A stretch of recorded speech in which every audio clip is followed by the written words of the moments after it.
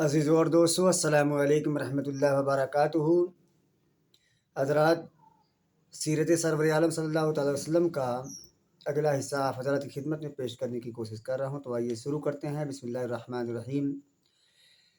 پیارے نبی صلی اللہ تعالی علیہ وسلم نے مسلمانوں کو یدھ کی تیاری کا آدیش دیا اور اسلامی قبیلوں کے نام پیغام بھیجا۔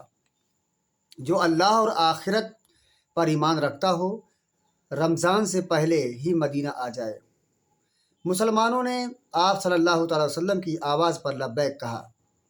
وبھن قبیلوں نے پوری تیاری کے ساتھ مدینہ کی اور کوچ کیا۔ رمضان کی 10ویں تاریخ تھی، ہجرت کا 8واں سال تھا۔ پیارے نبی صلی اللہ تعالی علیہ وسلم 10,000 بہادروں کے ساتھ مکہ کی اور بڑھے۔ راستے میں آپ کے چچا عباس رضی اللہ تعالیٰ عنہ ملے۔ یہ مسلمان ہو چکے تھے، اب اپنے گھر والوں کے ساتھ مکہ سے آ رہے تھے۔ اب اپنے گھر والوں کے ساتھ مکہ سے آ رہے تھے۔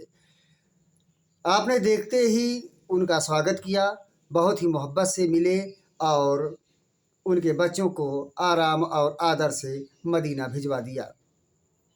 اسلامی لشکر خزاعہ کے چشمے پر پہنچ گیا۔ وہاں پہنچ کر وہ ایک بڑے میدان میں ٹھہر گیا۔ لوگوں نے آرام کرنے کے لیے خیمے لگائے۔ ہر طرف اندھیرا چھا چکا تھا۔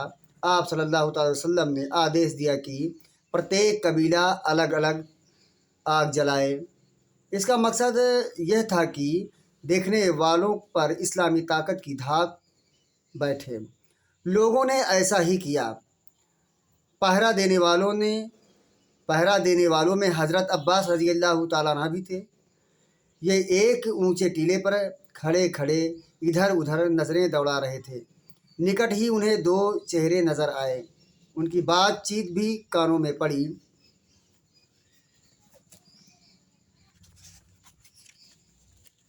پہلا: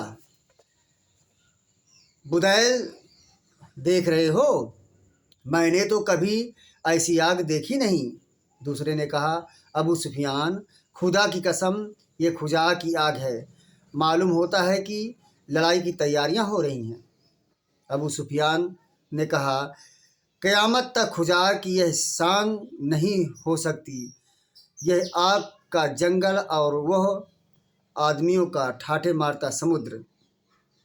حضرت عباس رضی اللہ تعالیٰ عنہ سے رہا نہ گیا، اچانک بول اٹھے: ابو سفیان، میں عباس بن عبد المطلب ہوں اور یہ محمد بن عبداللہ صلی اللہ علیہ وسلم کی آگ ہے۔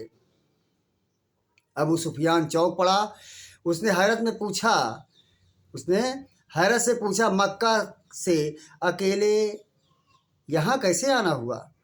عباس رضی اللہ تعالیٰ عنہ نے فرمایا: اللہ نے مجھے ہدایت دی، اب میں اسلامی لشکر کا سپاہی ہوں۔ دونوں نے نکٹ آ کر حضرت عباس رضی اللہ تعالیٰ عنہ سے کہا: خزاعہ اور قریش میں صلح کی بات پکی ہو چکی ہے، اب ذرا محمد صلی اللہ علیہ وسلم سے قریش کے لیے سفارش کر دو۔ عباس رضی اللہ تعالیٰ عنہ: پہلے تم دونوں اسلام قبول کرو۔ بدیل: میں گواہی دیتا ہوں کہ اللہ کے سوا کوئی بندگی کے لائق نہیں، اور میں گواہی دیتا ہوں کہ محمد صلی اللہ علیہ وسلم اللہ کے رسول ہیں۔ بدیل اسی سمے مسلمان ہو گئے، لیکن ابو سفیان ہچکچاتا رہا۔ حضرت عباس رضی اللہ تعالیٰ عنہ بار بار کہتے رہے۔ آخر خدا نے توفیق دی، اس کا سینہ بھی اسلام کے لیے کھل گیا اور وہ پکار اٹھا: میں گواہی دیتا ہوں کہ اللہ کے سوا کوئی بندگی کے لائق نہیں، اور میں گواہی دیتا ہوں کہ محمد صلی اللہ علیہ وسلم اللہ کے رسول ہیں۔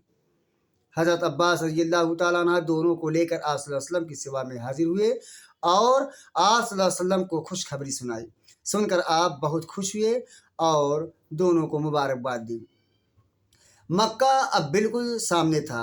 آپ صلی اللہ علیہ وسلم نے لشکر کو کئی حصوں میں بانٹ دیا۔ ہر ٹولی کا الگ الگ کمانڈر بنایا۔